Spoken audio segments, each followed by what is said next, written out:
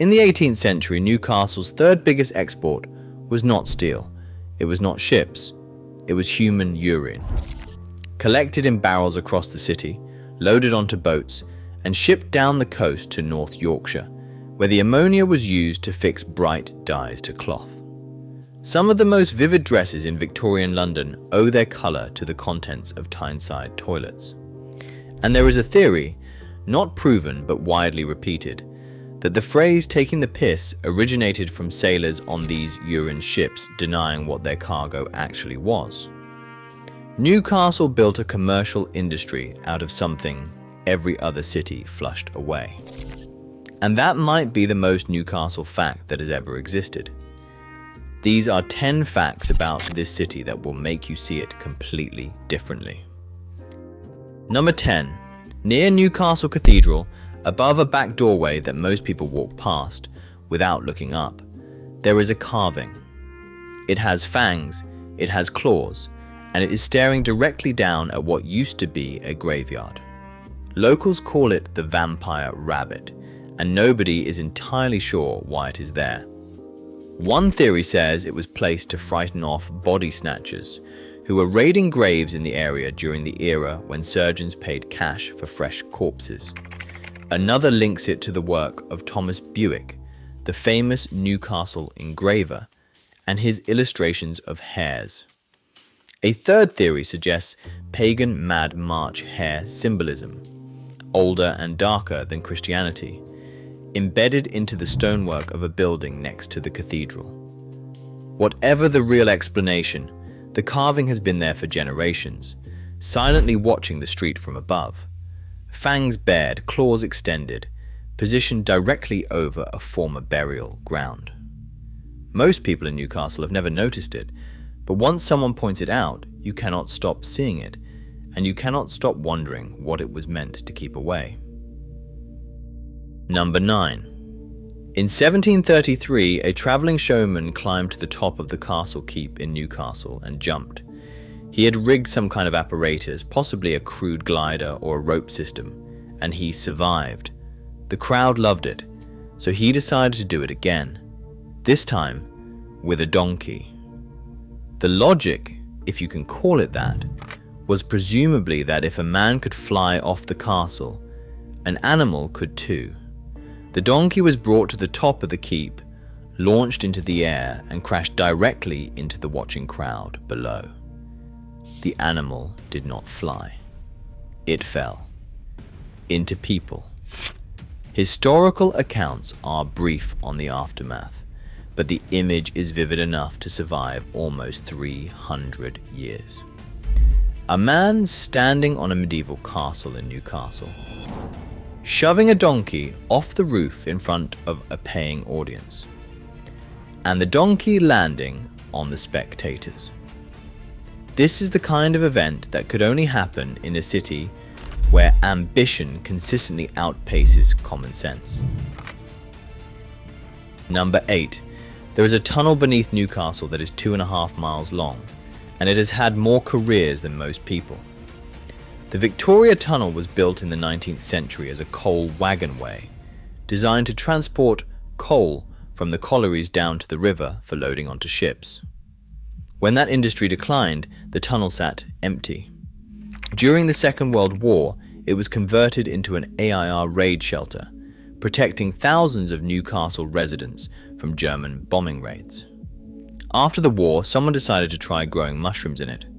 The conditions were damp, dark, and constant in temperature, which sounded ideal. The mushroom farm failed. The tunnel was then considered as a potential Cold War nuclear shelter before that idea was also abandoned. Today, it hosts wine tasting events. Tipple in the Tunnel runs evening sessions where you drink wine in a 19th century coal passage beneath the city streets. And if you believe the stories, you are not alone down there. A man named William Coulson is said to have been crushed to death by a coal wagon inside the tunnel in 1852, and his ghost reportedly haunts the passageway to this day. Coal wagonway, air raid shelter, mushroom farm, nuclear bunker candidate, wine bar, and haunted. One tunnel, 6 lives. Number 7. In the mid-1960s, Newcastle's old town hall hosted a full zoo. Not a petting corner, not a few rabbits in a pen. A zoo with lions, tigers, a camel, and a giraffe, operated by Flamingo Park as a seasonal attraction inside a civic building in the middle of a city. Exotic animals were brought into the center of Newcastle and displayed to paying visitors in a space that was otherwise used for council, business, and public events. But the detail that makes this fact impossible to forget is the puma. According to local accounts, a puma from the zoo was reportedly taken into the Old George pub on Cloth Market.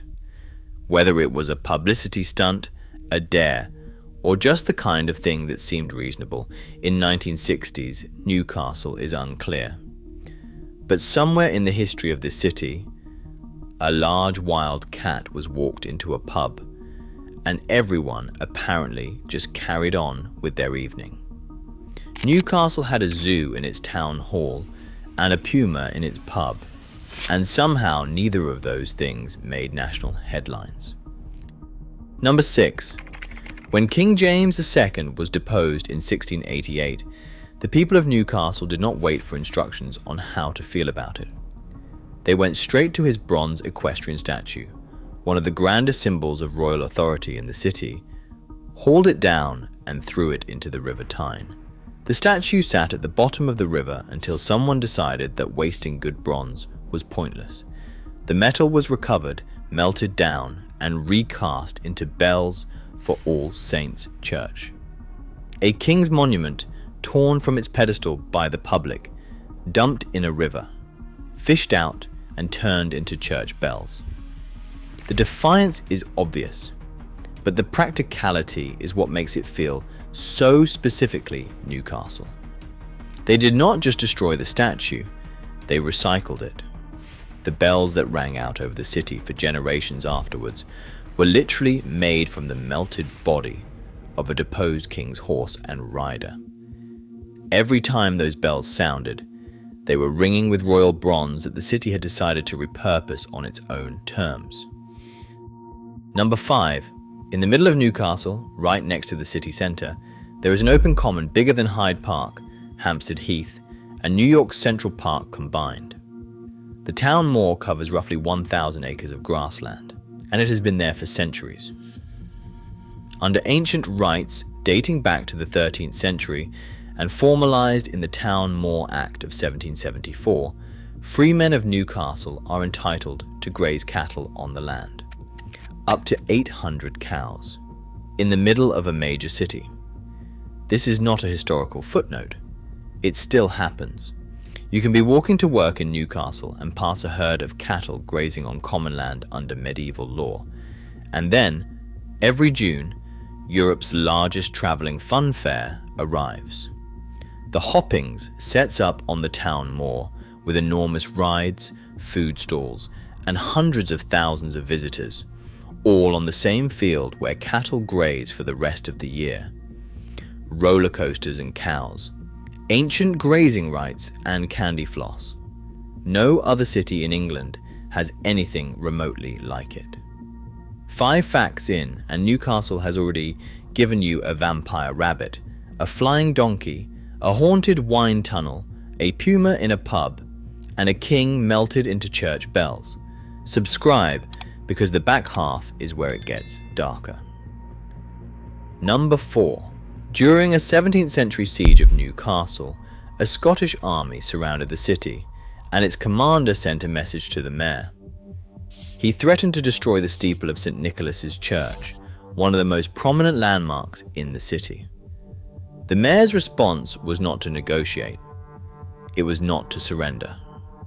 He ordered Scottish prisoners of war to be taken to the top of the church tower and held there, in full view of the besieging army, so that any bombardment of the steeple would kill the attackers' own men. The Scottish commander had no choice but to spare the church. The steeple survived. The prisoners were used as human shields, and the mayor apparently considered this a perfectly reasonable tactical decision.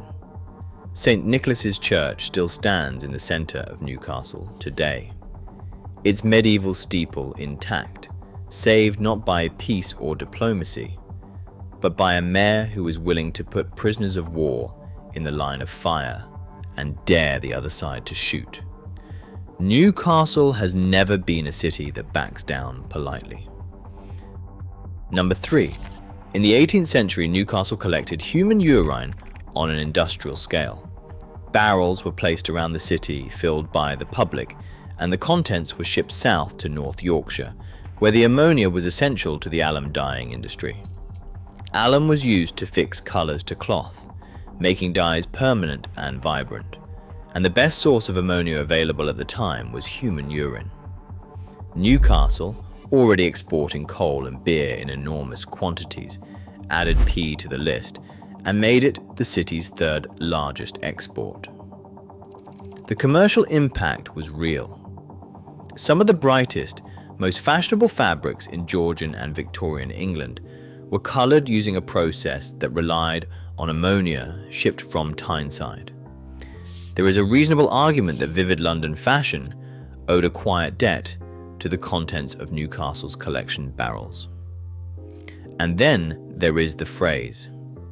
A widely repeated theory claims that taking the piss originated with sailors working on these urine cargo ships, who would deny or play down what they were actually transporting when asked at ports along the coast. It is not definitively proven, but the story has survived for centuries, and it would make Newcastle the unlikely birthplace of one of the most common expressions in the English language. The city exported its own urine, may have invented a national catchphrase from the embarrassment of doing so, and accidentally helped colour the wardrobes of an empire. Number 2, you know the Sydney Harbour Bridge. You have seen it on postcards, in films, on New Year's Eve fireworks broadcasts. It is one of the most recognisable structures on Earth. But the bridge it was based on is in Newcastle. The Tyne Bridge was built by Dorman Long, an engineering firm from the northeast of England. It opened in 1928. The same company was then contracted to build the Sydney Harbour Bridge, which opened in 1932. The design principles, the arch structure, the engineering approach all flowed directly from the Tyne Bridge to its far more famous Australian counterpart. Sydney's bridge became a global icon. Newcastle's bridge became a backdrop for photographs of the quayside on a Friday night. The original came first. The copy became world famous. And Newcastle, as usual, never made a fuss about it. If you have ever seen the Sydney Harbour Bridge and thought it looked familiar, now you know why. It is a bigger version of a bridge in Newcastle that almost nobody outside England has heard of. On a winter evening in 1879, Mosley Street in Newcastle became the first street in the world to be lit by incandescent electric light. Not gaslight, not oil lamps. Electric light produced by bulbs designed and built by Joseph Swan, a Newcastle inventor who had been working on the technology for years. Swan demonstrated his light bulb publicly in Newcastle before Thomas Edison conducted his famous demonstrations in the United States. The street glowed. People gathered to stare. For a few months, Newcastle was the only place on the planet where you could walk down a road illuminated by electric light. Edison went on to build an empire around the light bulb, and history largely gave him the credit. Swan was acknowledged in scientific circles, and the two eventually merged their companies into a joint venture. But the fact remains that the first street in the world to be lit by the technology that defines modern civilization was not in New York. It was not in London. It was in Newcastle. Think about what that means. This is a city that exported its own urine and turned it into a national industry. It threw a donkey off a castle. It put a zoo in its town hall and a puma in its pub. It melted a king into church bells. It used prisoners as human shields and did not apologize. It grazed 800 cows next to a fun fair under medieval law. And before any other city on the planet, it switched the lights on. Newcastle has been doing things first for centuries. It just never cared whether anyone noticed. If this changed how you see Newcastle, subscribe for more stories about places that have never had the recognition they deserve. And if you want to see which other English city has been hiding in plain sight, that video is on screen now.